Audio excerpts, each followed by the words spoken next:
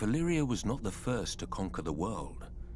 In the dawn of days, the city of Geese opened its gates and poured forth its legions across the continent of Essos. With their lockstep discipline and absolute obedience, they ground entire nations beneath their boots and planted the Harpy in every corner of the known world. What they didn't destroy, they chained. Slavery is as old as man, but until the Giscari, it was never an art. The slave lords grew rich and fat as pyramids were raised around them, pleasure houses were filled, and fighting pits were opened. Nobody remembers if the waters around Geese had names before the Empire, but ever since, we know them only as Slaver's Bay and the Gulf of Grief. Of Geese, however, nothing remains but ruins, where end all great civilizations. 5,000 years ago, Valyrian shepherds stumbled on strange eggs, and within a few generations, an upstart Valyrian freehold rose across the sea. 5 times did the Giscari contend with Valyria, and 5 times did they go down in defeat. For the freehold had dragons, and the Empire had none. The best of their legions burned, the others broke. The brick walls of Geese were pulled down, the streets and buildings turned to ash, and the very fields sown with salt, sulfur, and skulls. Yet the Empire was not wholly destroyed. Astapor, Yunkai, and Meereen, once lowly colonies along Slaver's Bay, survived, and even thrived. Valyria had watched the Giscari grow rich and powerful off the backs of conquered peoples, and now the self-styled freehold wanted its turn. While the Dragon Lords brought the world to heel, the slave markets of their former enemy never lacked for flesh. Lamenting the lost empire, the descendants of old Geese grew rich and fat. The doom fell on Valyria, and the Dothraki rose to pillage most of the continent at will. But gold-laden Astapor, Yunkai, and Meereen continue as they have for thousands of years, untouched. For even the Horse Lords understand what the Giscari taught Valyria so long ago. What good are slaves without slavers?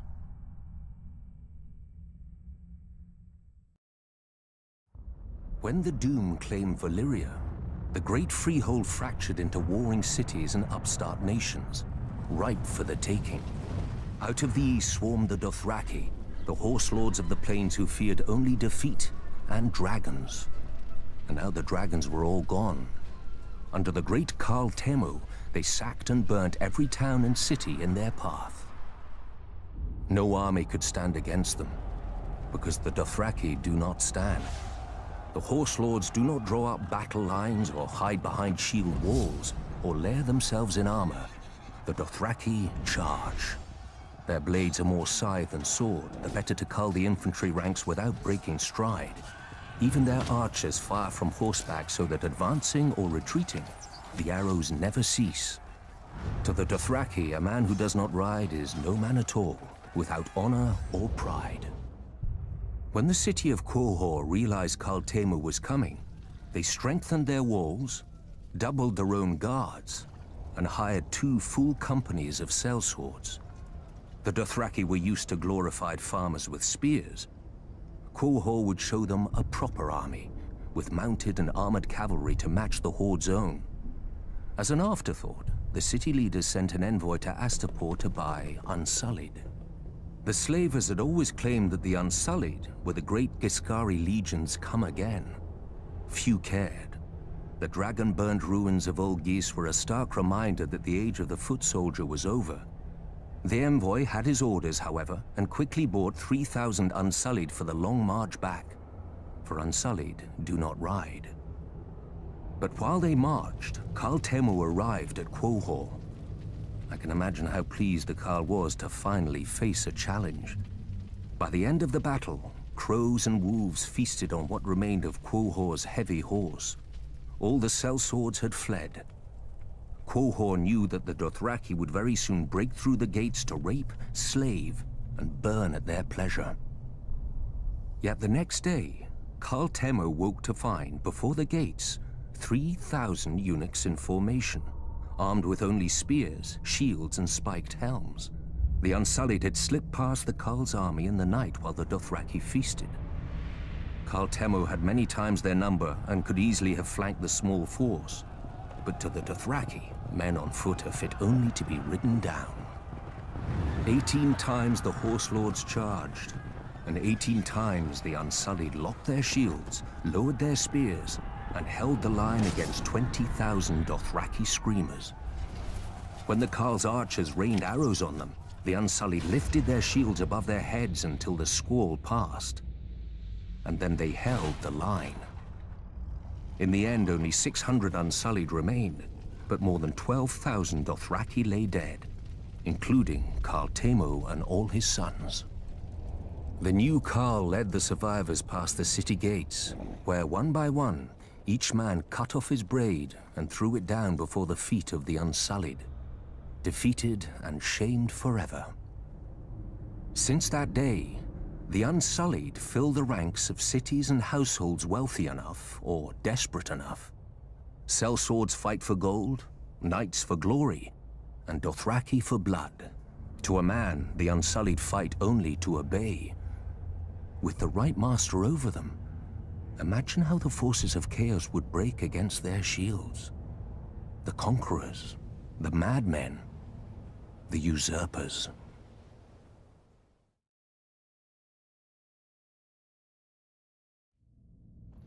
Mine. That's what the Red Keep is. The small folk say its color comes from the blood Aegon spilled to win his crown. Fools. Blood doesn't soak into stone, no matter how hard I try. Aegon built his castle of red rock to remind people of the fires he'd roasted his enemies in. So whenever King's Landing looked up, they'd see the price of defiance. He knew the first rule of kings. Only fear keeps men in line. Fear and punishment. A lesson he taught his son, Maegor. When the builders finally finished the Red Keep, Maegor executed them all to keep its secret safe. Rumor has it, miles of hidden passageways run behind the walls and under the floors. One day I'll have to find them. Traitors and women work in shadows. A king has no need for secrecy. Now, people name Maegor the Cruel, but I doubt any dared in his day. His strength was all too rare in the degenerate Targaryen blood. The simpering Baelor the Blessed created the Maiden Vault to imprison his own sisters and save himself from carnal thoughts. Disgusting. Though, I admit a Prince Vault could be amusing when Tommen bores me. My favorite place in the Red Keep? There's so many. The Traitor's Walk, where I mount the heads of my enemies. It's a shame flesh rots so slowly. I've almost run out of spikes. The dungeons are also quite nice once you get past the first 2 levels. A stable for common criminals and private cells for useful highborns. How boring, I know. But then you come to the black cells. No windows, no torches, just darkness, and whatever you hear in there with you. Here we keep the greatest traitors, until the king is ready for them, and with these, I often like to take my time. But I've heard rumors of an even lower, hidden level, Maegor's favorite. Once a man was taken here, he never saw the sun again, nor heard a human voice, nor breathed a breath free of agonizing pain. Varys must know the way, but that overgrown girl pretends not to. Maybe he fears I'll make him a victim. Maybe I will. Then again, torture chambers are just so private. Better to punish your enemies where everyone can see and remember. Like that Targaryen who forced his nephew to watch as he fed the boy's traitor mother to a dragon. Oh, what I could do with a dragon. Even Ares, fool as he was, knew to burn men alive with an audience, to spread the terror far and wide across his kingdoms. Of course, I know my favorite place now. When I sit on the Iron Throne, high in the Red Keep, all of Westeros scuttles below me, like insects, waiting for my heel to land. Mudmen, bog devils. Those are just the most pleasant names our fellow Northerners have for us, the Crannogmen who live in the swamps of the Neck. Because we do not live in castles like them. Because we do not farm like them. Because we are not tall or rich like them. But through our veins flows the same blood of the first men. And, at times, maybe something more. We still live much as they did, on floating islands in houses of thatch and woven reeds. We fish, hunt, and tell our children of our heroes. The knight of the laughing tree who fought in the year of the false spring. The last Marsh king who challenged the Starks and lost his crown and his daughter. And other stories, older still, since lost to the world. The Neck was not always a swamp. In the Dawn Age, it was as dry and fertile as the rest of the North. But during the war with the First Men, the Children of the Forest brought down the Hammer of Waters on the Neck, trying to break Westeros in two. When the waters finally receded, they left the bogs and swamps we know today. Many of the First Men decided to fight on, but my ancestors wisely chose to heed the children's power and advanced no farther. They beat their swords into frog spears and fish hooks, and settled a land forever devastated by the folly of war. Unlike the rest of Westeros, we keep no garrisons and raise no soldiers for petty spats with our neighbors. Our land protects its own. An outsider will find in the Neck an endless morass of suckholes, quicksands, and green grass that looks solid to the unwary eye, but turns to water the instant you tread on it. If you're lucky enough to be armored, you'll only drown inside your own steel. If you're not, you get to meet what swims in that water. Serpents and monstrous lizard lions with teeth like daggers and never enough to eat. Don't worry. Only your horse will live long enough to feel their poisons burning through it. If you somehow survive all this, you may find that a well-placed dart can be as deadly as any blade. Not that you'll see us blowing it your way. Since the fall of the last Marsh king, House Reed has ruled the Neck beneath the banner of a black lizard lion on a grey-green field. We are not wealthy, powerful, or known even to our own countrymen. Our home, Greywater Watch, is no castle you've ever seen. And seeing it once does not mean you'll ever find it again. For Greywater Watch moves. Many would-be conquerors have died trying to find us. With war all around and our Stark Lord besieged on all sides, many more will doubtless soon try. They will look at us on a map and see a stranglehold for the north. And they will forget that the sea itself once entered the Neck, and not all of it returned.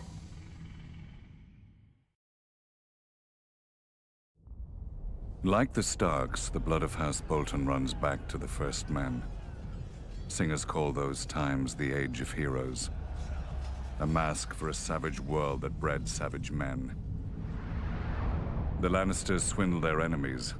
The Storm Kings hammered them, and the Starks cut off their heads. In such company as this, were the Boltons really so indelicate?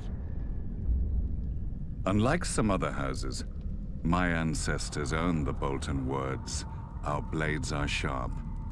They passed down not a Valyrian greatsword, but a knife, honed and thin enough to fit between the topmost layer of skin and the tissue below, and peel. For as we all learned as children, a naked man has few secrets, a flayed man none. In those dark days, they say that some of my more willful forebearers would even wear their enemies' skins as cloaks. But no such tokens remain, if they ever existed. Certainly not hanging in some secret room in the Dreadfort, as old wives and fools insist. I suspect my house itself was responsible for spreading such rumors in the first place. Few weapons are as effective as terror, and this was an age of war. House against house, brother against brother. The Iron Men were on the rise, and never far from our shores. We must have seemed ripe for the taking, too busy fighting each other to deal with the raiders as they deserved. Thus the Starks took it upon themselves to unify the North, under them. They drove the pirates out of White Knife and claimed the eastern coast, and married the Marsh King's daughter for the neck. A Stark wrestled for Bear Island and won. Or so they say. Silly stories. Blood and Steel won the North, and the Starks had the most of both. After years of war, my ancestors gave up their barbaric practices and bent the knee to their new kings. Thus House Bolton became what we are today, loyal bannermen and staunch ally to the Starks, and the second greatest house in the North.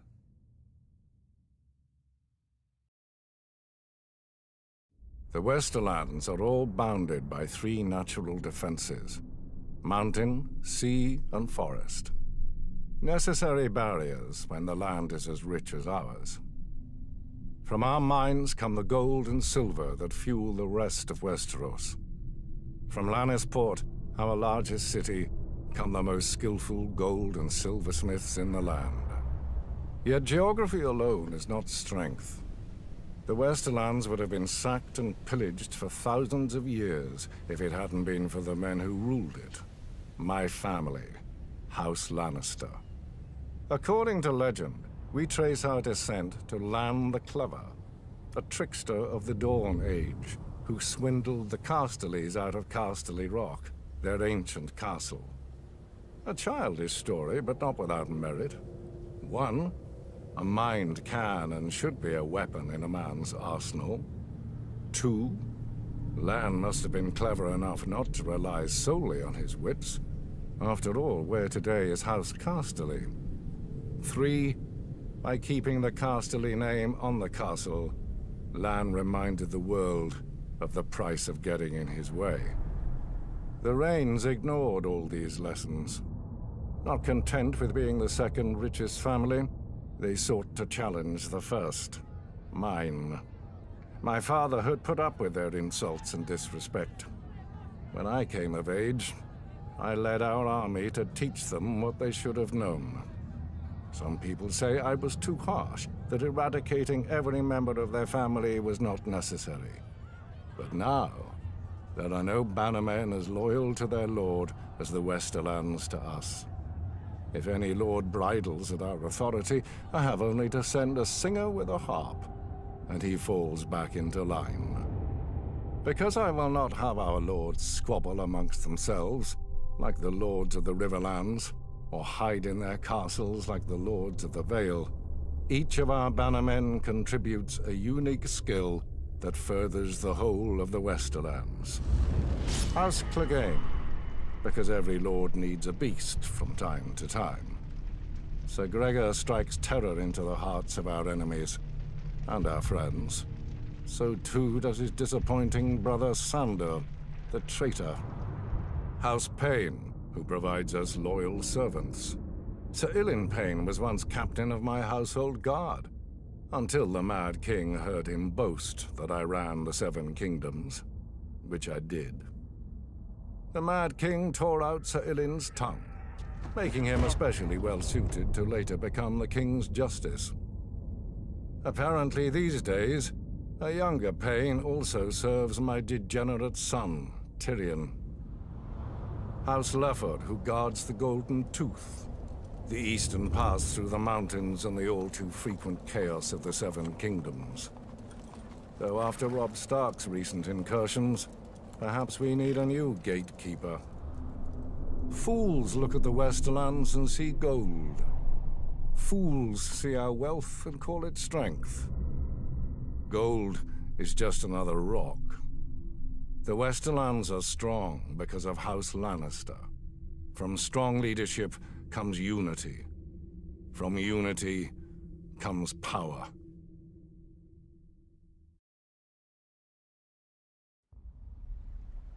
Tarth has lulled many a novice sailor into complacency. Our lush island sits on calm blue water like an emerald set into a sapphire. You would never guess that such a vision is only the sheath hiding the blade of Shipbreaker Bay, with its treacherous tides, unpredictable gales, and sharp rocks lurking just below the water's surface. The storms that blow through the bay water the Kingswood and Rainwood, two of the great forests of Westeros, and they give the Stormlands their name. Even without our weather, we have more than earned our name in strife. The first Storm King, Durin, started his reign by declaring war on the gods themselves. He loved the daughter of the sea god and the wind goddess, but they forbade the union. At their wedding, the gods unleashed their might, pulling down his hold and killing all of Durin's family and guests, though his wife shielded him. Durin vowed to rebuild, and when he did, the gods again destroyed his home. His counselors begged him to retreat inland, but he would not abandon his war. Finally, with the counsel of the Children of the Forest, or perhaps a young Bran the Builder, Durin raised a seventh castle that, try as they might, and still do, the wind and sea gods could not tear asunder. Durin took the name God's Grief and called his new home Storm's End. Having beaten the waters to the east, the Storm Kings turned their gaze to more practical enemies, the Reach, Riverlands, and Dorne. For thousands of years, the Storm Kings fought the Gardener Kings of the Reach and various families of Dorne for control of the Dornish marches just below the Red Mountains. The fighting didn't stop until Dorne married into the Seven Kingdoms, a mere 100 years ago. But still the houses of the Stormlands, such as the Dondarians, guard the Bone Way, the mountain pass into the marches, against any Dornish incursion. The Storm Kings had greater luck to their north, at first. They took the Trident from the River Kings and built an empire that stretched as far as the Neck. But then the Ironborn swarmed out of their islands and pushed the Storm Kings out of the Riverlands. No doubt the Ironborn intended to expand their empire into the Stormlands. Before they had a chance, Aegon Targaryen landed with his dragons. While Aegon burned the kings of the Iron Islands, the Rock and the Reach, his fiercest commander and rumoured bastard brother, Orys Baratheon, set out to subdue the Stormlands. No matter how fierce a warrior he was, no one could have envied his task. Storm's End had seen thousands of years of war and never fallen. But Argilac, the Storm King, chose not to barricade himself behind its walls and gave Orys the battle he must have hoped for. Orys slew Argilac and took Argilac's castle, kingdom, daughter, sigil, and house words. House Baratheon became the Lord of the Stormlands. Targaryen rule quieted the Stormlands for the most part, until Robert rebelled against the Mad King. His first challenge came not from the crown, but from his own bannermen, who tried to join forces against him. Robert struck first, defeating 3 armies in a single day at Summerhall. The victory cemented Robert's control of the Stormlands, and he was able to march on the Reach and Riverlands with no enemy to his rear. Yet not all of Robert's bannermen sided with him. Sir Barristan the Bold came from the Stormlands, but as the pre-eminent member of Aerys Kingsguard and greatest knight in the realm, Sir Barristan remained loyal. After Robert's decisive victory on the Trident, Robert sent his own maester to care for his countryman Sir Barristan, who had suffered grievous wounds whilst fighting so hard to kill him. Later, when the Kingslayer betrayed Aerys, Robert pardoned Sir Barristan and even took him onto his own Kingsguard. When Robert lifted Mace Tyrell's ill-managed siege of Storm's End and returned to his ancestral home, he realized the dream of all the Stormlords before him, to rule the 7 kingdoms. Then Robert died, and his brother Stannis killed their other brother, the noble King Renly, with black magic. Now the Stormlands again live up to their name, with so many houses burnt on the Blackwater and others currying favor with the Lannisters to seize the survivors' lands. Renly could have saved us, If only I could have saved him. But I will teach Stannis a lesson he should have learnt growing up in the Stormlands. As lightning gives way to thunder, so too must murder lead to vengeance.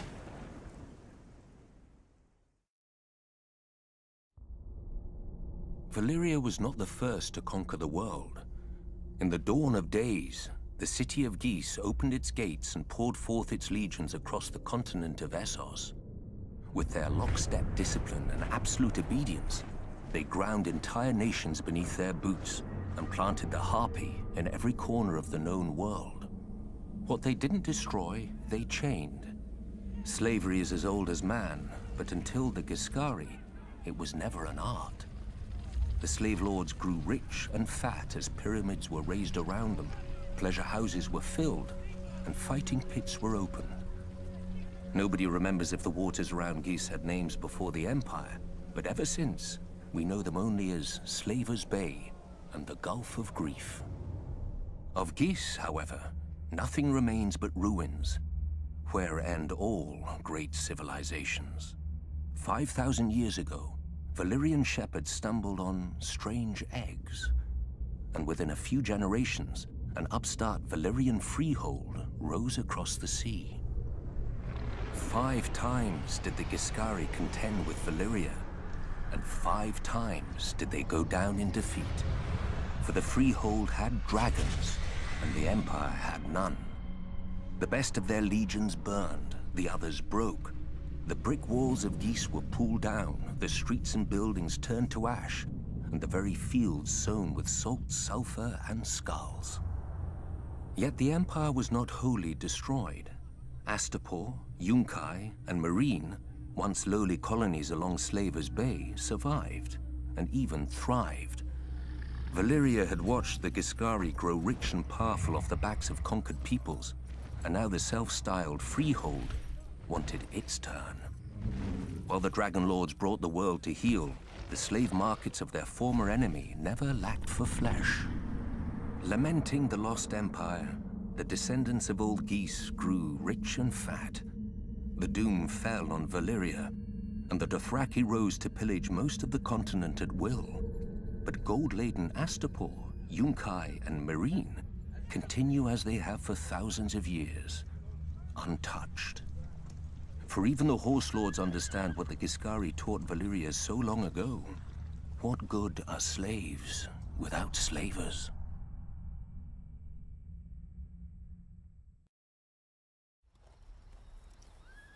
Growing up, my sister Sansa loved stories with princesses and knights, but I always wanted to be scared. When my turn came, I would ask old Nan to tell us of magic and monsters. Long ago, when the world was new, the children of the forest sang the song of the earth, and the earth listened. Magic was strong in those days, and the children could commune with all the beasts of the forest, streams, and air.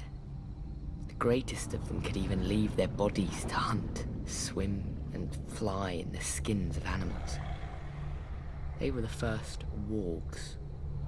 Then, the first men came, with fire and sword.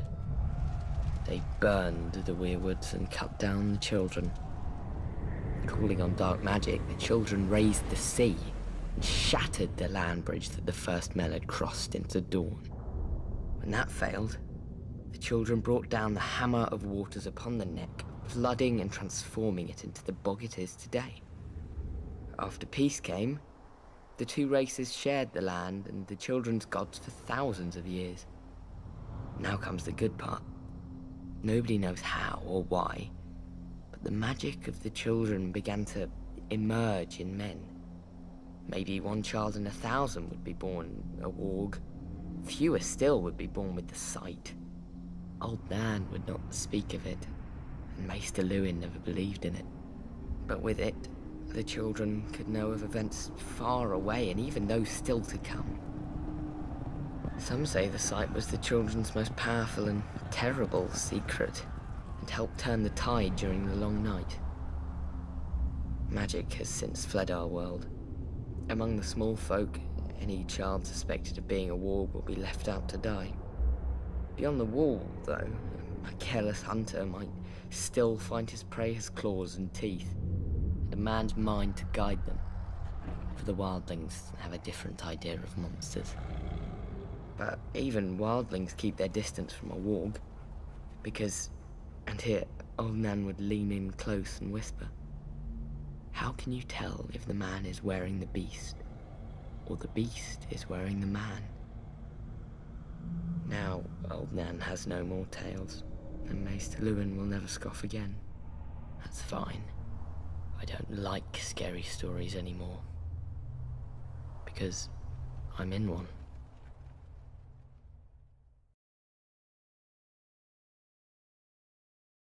As a boy, looking out from my father's castle, I thought the sun could never set on the north, so vast did it seem. Part of me still does. The north is by far the largest of the 7 kingdoms, and can fit the other 6 inside it. Not that the others care. Cold and damp. That's how the southerners see the north. But without the cold, a man can't appreciate the fire in his hearth. Without the rain, a man can't appreciate the roof over his head.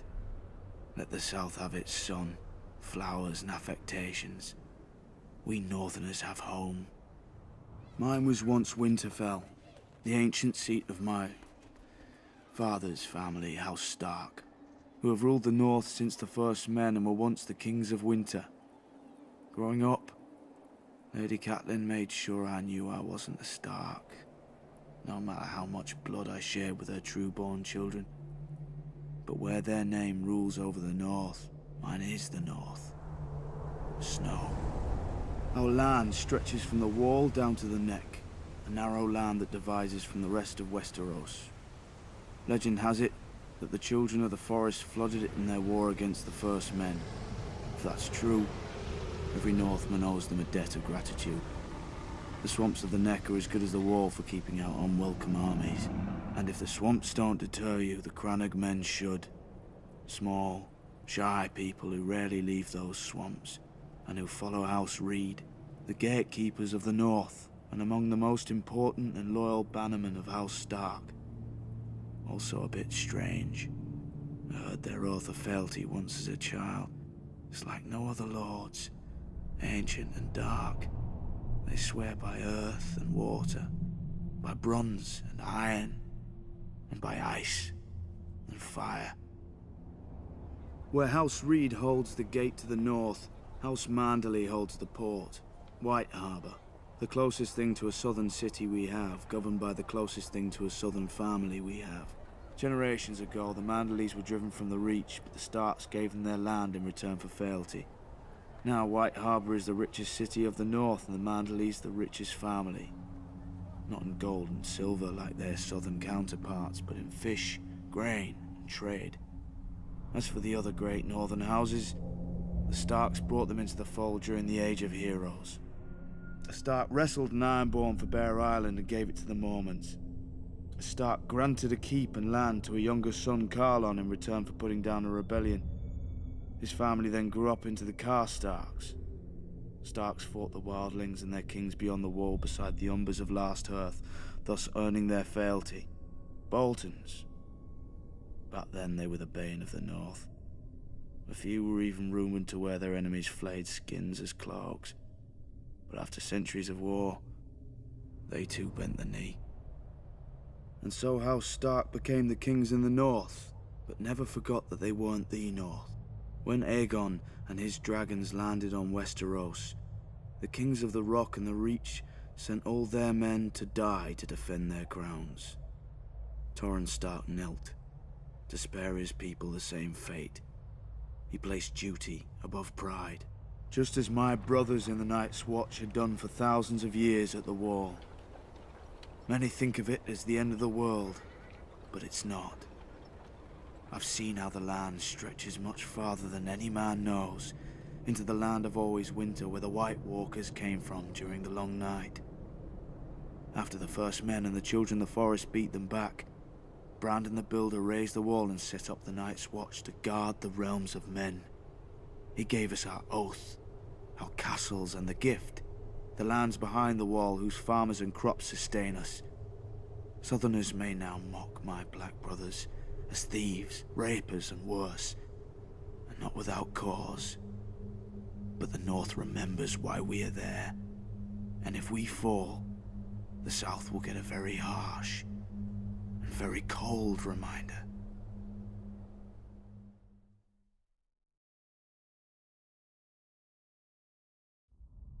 Men have fought over the Riverlands since the Dawn Age, though that's to be expected of things that rest below the neck. Doesn't help that the Riverlands are between everything and everything else. The Westerland's gold, the Reach's grain, the Vale's rock, and the North's snow? House Mud once ruled as the kings of the rivers and hills, but after 1,000 years their line was exhausted and fell to the Storm Kings, who fell to the Ironborn. I suppose after years of drowning at sea, our rivers look pretty attractive to that race of pirates and rapers. Never mind that their monstrous castle, Harrenhal, was too large to staff and garrison. It turned out the Ironborn wouldn't be there long enough to bother. Aegon Targaryen landed to our south, and, as had many before him, liked the look of the Riverlands. My ancestor Edmund Tully led the desertion of Riverlords to his cause, and was rewarded by getting to watch King Harren burn in his own tower. Unfortunately, that's not all Edmund got.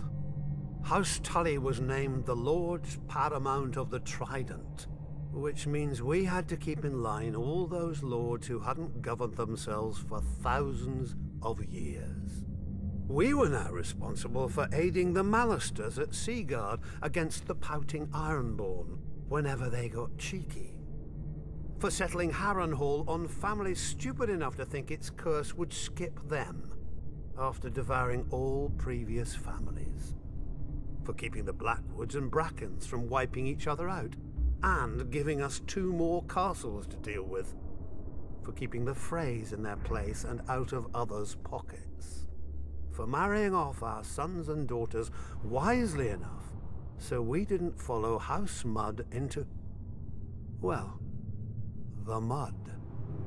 Yet under the Targaryens, the Riverlands knew a peace we hadn't had for centuries, if ever. But like all good things, sooner or later it all goes to shit. And our shit had a name. Aerys Targaryen. Westeros has had its share of mad kings, but usually they had the sense not to bully more than one powerful house at a time. Aerys soon blundered into a triple alliance. The North, Stormlands, and Vale rose against him. But of course, where do you think most of the blood was spilled? My brother Hoster guaranteed the answer to that with the marriage of my niece to Eddard Stark, the Warden of the North. At least Hoster didn't send her to Robert. So, the Riverlands joined the war against the Mad King, and it was on one of our rivers that Prince Rhaegar died, sealing the fate of his dynasty. Robert was a great soldier and a horrible king. Drinking and whoring are their own brand of madness when you sit on a throne that everybody wants. He died, and another war started. Again the armies marched. Again the Riverlands burned. If Westeros isn't careful, pretty soon our people will grow some sense and abandon this place for a safer realm, like the Dothraki Sea. I joke, of course. The Riverlands are our home, and God's help us, we love it. Still, as they say, the king eats and the hand takes the shit. The same is true of the Riverlands. The 7 kingdoms piss, and the Riverlands change clothes.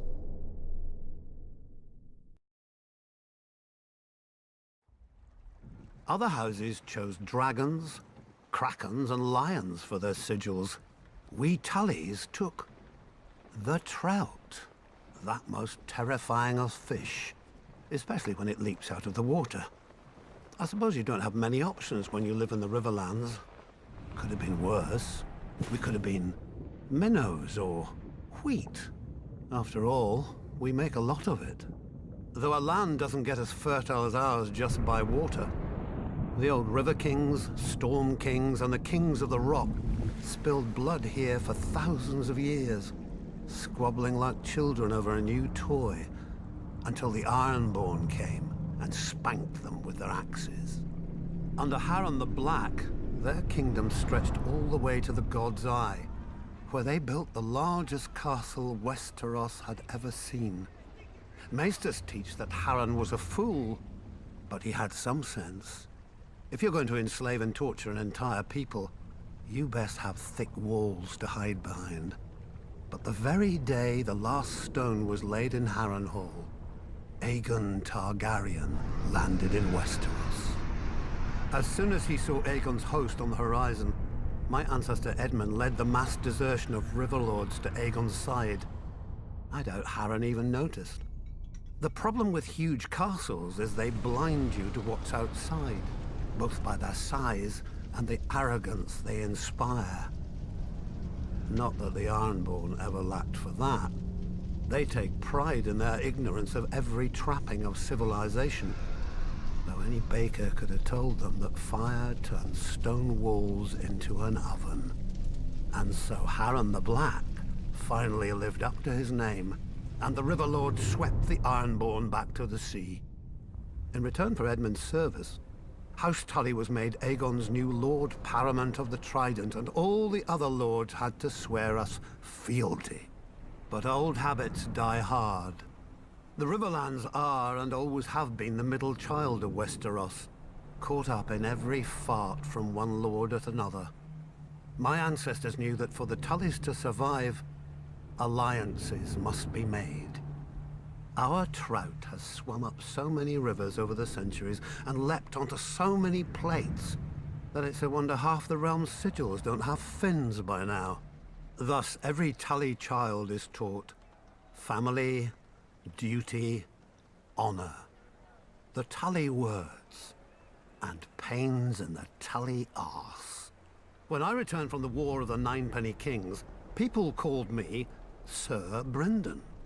But my older brother Hoster called me Engaged. A great match with a very rich house, to be sure.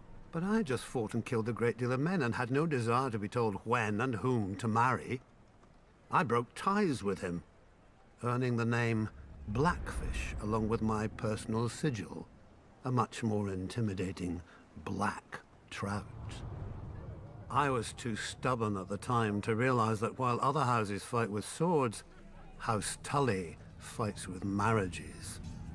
Then my niece Catelyn's betrothal to Brandon Stark drew us into the war against the Mad King, while my other niece Lysa's betrothal to Jon Arryn cemented the rebellion.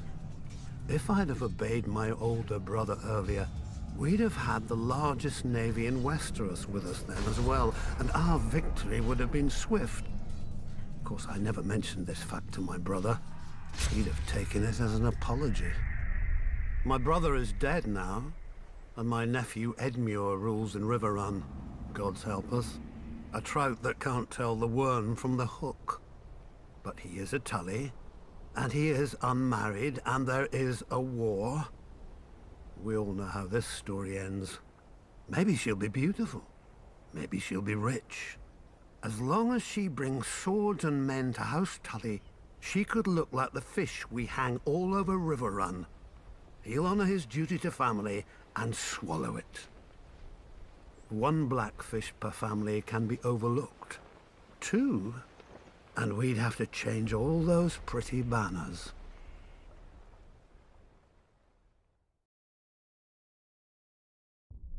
The Reach is aptly named. We're the ones who give your hands something to do at the table. As the most fertile region of the Seven Kingdoms, we grow the lion's share of the grains and fruit that feed this country. Especially now, since the rebels have burned down the other fields.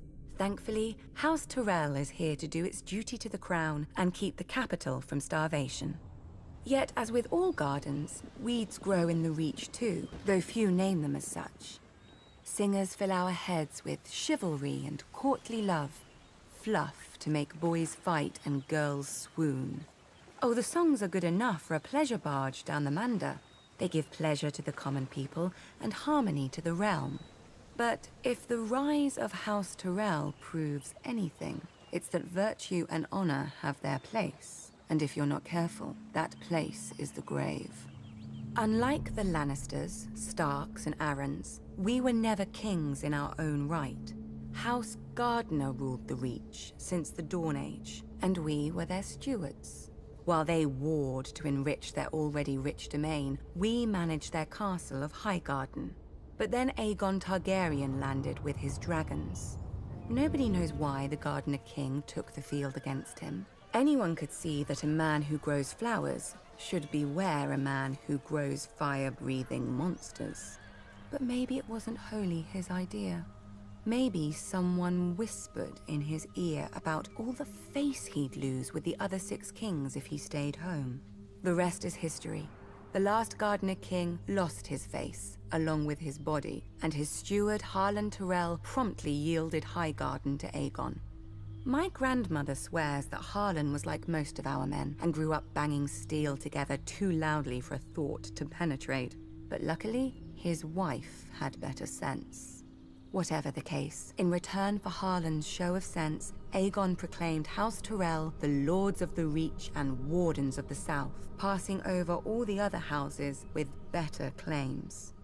House Hightower, who were kings before the Andals came, their seat is the oldest city in Westeros. They call it Old Town. Wealthy, proud, and solitary, there have been Hightowers who wouldn't come down from their great lighthouse for decades. Its name, fittingly, is the Hightower. House Florent, who had actual blood ties to the Gardeners. They whinge about their ancient rights to Highgarden every once in a while, and now that their daughter is married to Stannis Baratheon, about their rights to all of Westeros too. Apparently, putting a fox on your banners doesn't impart a fox's wiles. House Tarly, who still gives the Reach the best soldiers it has. If Aegon had named them as his lords, the Reach would have become the greatest military camp in the world, until it starved to death. The price for conscripting all the farmers. Yet Aegon chose us. Centuries later, when his descendant Aerys faced rebellion, the Reach stayed loyal. Mostly.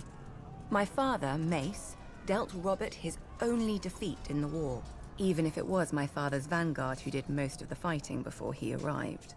After the Battle of Ashford, we laid siege to Storm's End, Robert's home. Unfortunately, the war ended before we could take it and free up our armies to go save the king. The new King Robert had a forgiving nature. Our crimes were brushed aside without even one execution for the sake of formality. Our family was surprised until Robert's new hand, Jon Arryn, came by with the bill. The Reach is second only to the Westerlands in wealth, and Robert meant to spend as much of it as he could get his hands on. We gave him the coins he wanted, and later, when he wanted our grain or fruit or wine, he gave them back at whatever price we set. Now, much of Westeros is ashes. The rest of it is armies. As the Starks are fond of saying, winter is coming, and for leagues outside the capital there isn't a harvest to be seen. Have no fear. The Reach is, as always, bountiful. House Tyrell will manage the harvest and keep the Seven Kingdoms from starvation like the good stewards we once were. Just ask House Gardner. Impregnable. That's how the Vale sees itself. Shielded from Westeros by its mountains. They call the entrance to their land the Bloody Gate because, during the Age of Heroes, a dozen armies supposedly smashed themselves against it. Even if they'd gotten through, the roads of the Vale are narrow, steep, and treacherous. Half the men would have slipped to their deaths, or frozen in the mountain snow. Or so the common wisdom goes. Except the Vale has been conquered. Those vaunted mountains didn't stop the Andals who came by the Eastern Sea. The people of the Vale say that Sir Arthas Arryn, the Andal general, flew on the back of a giant falcon and slew the Griffin King on top of the tallest mountain. During Aegon's conquest, one of his sisters did the same, flying her dragon over the Bloody Gate and up to the Eyrie, the Arryn stronghold. And the Arryn boy king yielded the Vale in return for a ride on the beast. Do you sense the theme here? The rationalizing of defeats with mythical beasts and the whims of children, instead of acknowledging the root cause, the arrogance of isolation. The men of the Vale are so proud of their mountains, they can't abide any flaw in them. As with the mountains, so too with their blood. The first Andals landed in the Vale as its most powerful lords, the Arryns, the Waynwoods, the Corbrays, like to brag. Through their veins runs the blood of the oldest Andal nobility in Westeros, but through their brains runs an even older folly.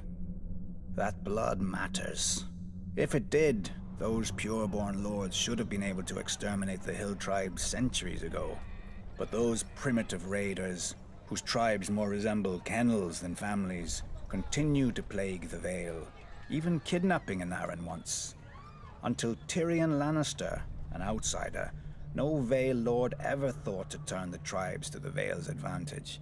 That a desperate, warlike people could be useful, not to mention inexpensive. But perhaps the Vale lords consider such thoughts beneath them. After all, the Vale's isolation does breed an abundance of honor and pious bleating, which governs their decisions instead of foresight. Like a blind man who can only guess where his horse is taking him. I doubt Jon Arryn had even prepared for civil war when he raised his banners instead of handing over his young wards, Ned Stark and Robert Baratheon, to the Mad King. Honor demanded, and Lord Arryn obeyed. He'd have done the same if the boys hadn't been the lords of two great houses, who could field mighty armies of their own. But perhaps I give him too little credit. After all, if the war went against them, only Lord Arryn had a nice, impregnable castle to retreat into, and he was wise enough to take poor Lysa Tully into his bed to win the Riverlands as allies. Jon Arryn won, then Jon Arryn died. Wisely, the Vale stayed out of all the ensuing chaos. Its crops did not burn or wither in the fields from lack of men to tend them. Its strength was not drained by forced marches to futile skirmishes. In the Vale, life proceeds as it always has. Calm, proud. A world of high honor undisturbed by armies and men of low birth, but high ambition. Impregnable. I was born youngest of 8 in Myr, across the narrow sea. So my father gave me over to the Red Temple. In their wisdom, they decided to make me a priest instead of a warrior or a temple prostitute like other children.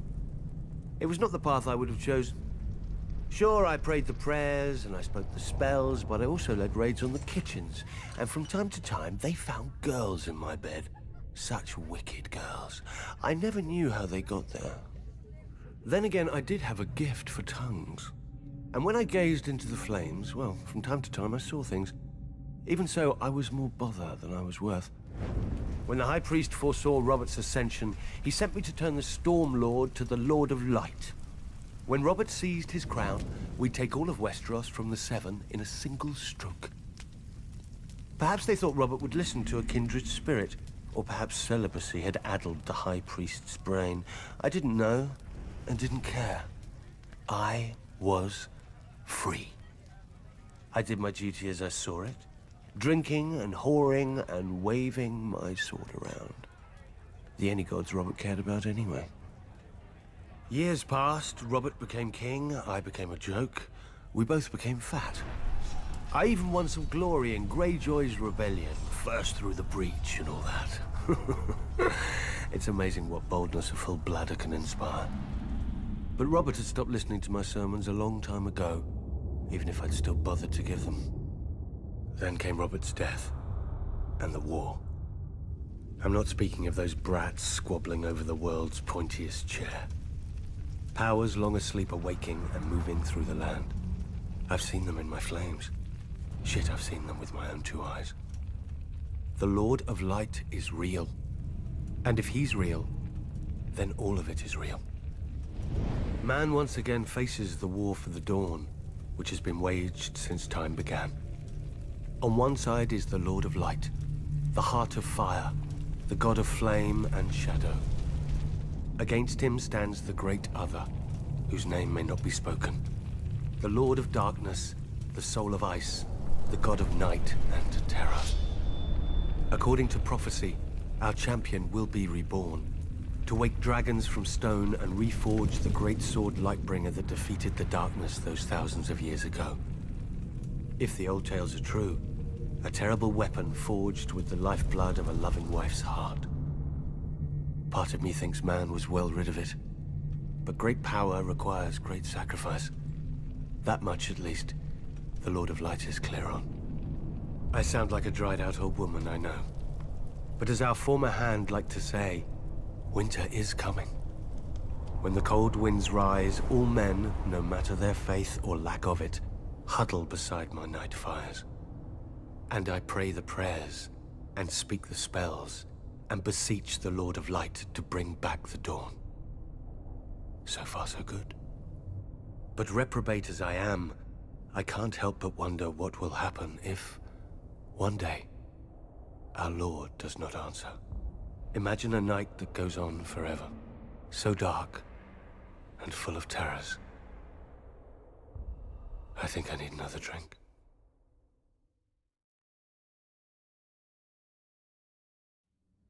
For 300 years, the Targaryen dynasty ruled Westeros.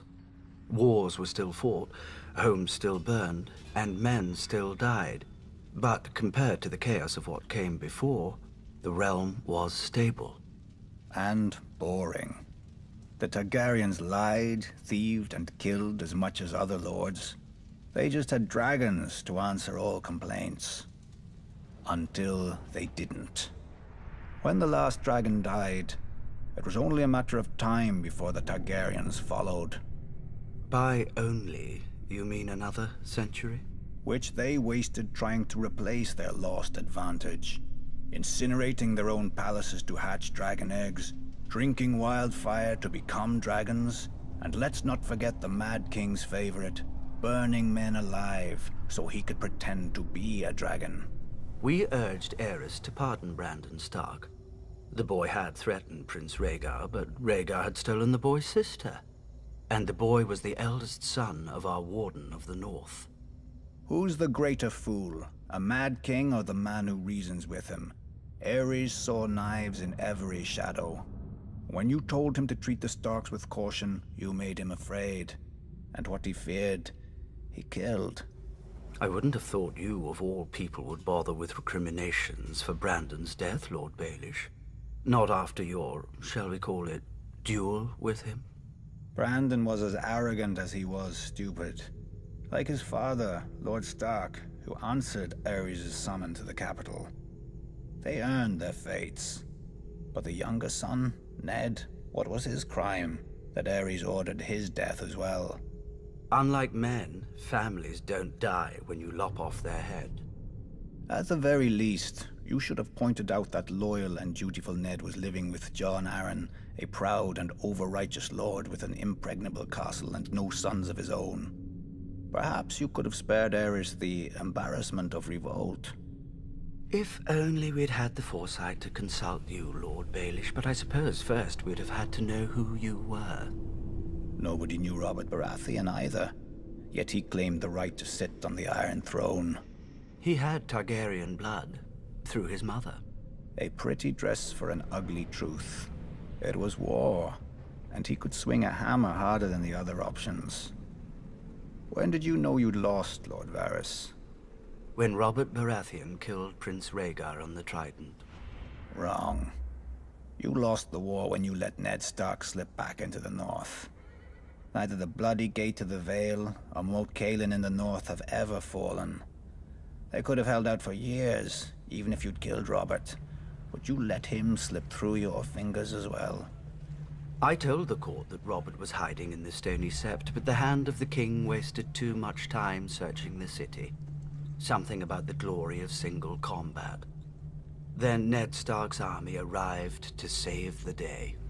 Too bad Lord Tywin wasn't a hand any longer. He would have simply razed the town and been done with it. Perhaps.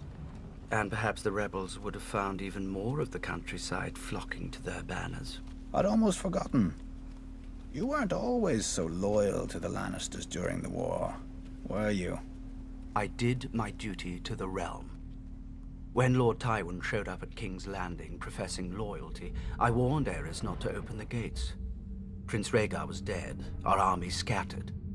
The lion does not stir unless he smells meat. I admire your powers of persuasion, Lord Varys. Few could traffic in so many secrets to so little avail. Grand Maester Pycelle told Aerys what he wanted to hear, that his old friend Tywin was there to save him. Then Aerys' old friend sacked the city, and his son stabbed Aerys in the back. A regrettable, though necessary action. As were the pardons the new King Robert bestowed on the Royalists. Mace Tyrell, Barristan Selmy, you. King Robert wisely chose order over vengeance. Jon Arryn wisely chose for Robert, but Jon Arryn died. Then Robert, then Ned. So ended their glorious revolution. And Westeros has been burning ever since. Let it. How Targaryen of you. One of the mad ones. Fire turns even the proudest oaks to ash, leaving newer roots space to climb. Some houses rise to power through strength, others through wealth. House Frey gained its title through cunning. Centuries ago, its founder looked at a map and noticed how the trident spears the neck, cutting off the north from the south. He realized that a river of gold would flow to the man who owned the right bridge across the water. It took the Freys 3 generations to complete their forefathers' vision. A massive arch of smooth grey rock, wide enough for 2 wagons to pass abreast. When they were done, they built high curtain walls, deep moats, and heavy gates to protect the approaches, and put up squat, ugly, formidable keeps on either bank. The Twins, commanding both road and river with arrow slits, murder holes, and portcullises. The Twins ensure that no one crosses without begging the Freys' leave and paying the Freys' toll. The plan worked. The family grew rich and powerful, exacting gold from lords, merchants, and poor farmers. A good thing too, given the number of Freys the bridge has to support. The current lord, Walder Frey, has seen over 90 name days and sired near as many children, true-born or otherwise. A shameful thing in any other lord, but Walder Frey possesses no shame. A dangerous thing for any other lord, but Walder Frey has no concern for heirs or fear of their impatience. Perhaps Lord Frey thinks to outlast them all. Given the infighting he encourages among them, perhaps he will. Whatever the case, House Frey does nothing so well as survive. When the Ironborn conquered and razed the Riverlands, the Freys hid in their castle. When Aegon and House Tully swept the Ironborn back to their islands, the Freys hid in their castle. When my ancestor demanded their allegiance as Aegon's new Lord Paramount of the Trident, the Freys bent the knee from their castle. Perhaps then we should not have been surprised when my father, Lord Hoster Tully, called his banners against the Mad King, and Lord Walder didn't answer. The Baratheons, Starks, Arryns, and Tullys, some of the oldest and greatest houses of Westeros, fought and bled for the cause of justice, while House Frey hid in its castle and waited. No doubt if Rhaegar had won at the Trident, Lord Walder would have given him safe passage into the north, to destroy the rest of my husband's northern army for a fair price. But Rhaegar fell, and lo and behold, the Frey army appeared to render aid to our already victorious forces. Many sniggered that Lord Walder had been waiting for his army to come of age, having fielded it out of his own breeches. My own father named him the late Lord Frey, to the other lords' amusement. A slight that pricks Lord Walder to this day. In many ways, however, Lord Walder was wise. We had no guarantee of victory, and had he fought with us from the outset and we failed, he would have lost the bridge his family was so proud of. More pride than honor. Those should be the words of House Frey. Yet part of me wonders if Lord Walder waited not out of fear, but hope. That we would be destroyed, leaving him to assume my family's place as Lord Paramount of the Trident. To buy the respect they've always wanted, but refused to earn. No. Not even Lord Walder could be so disloyal.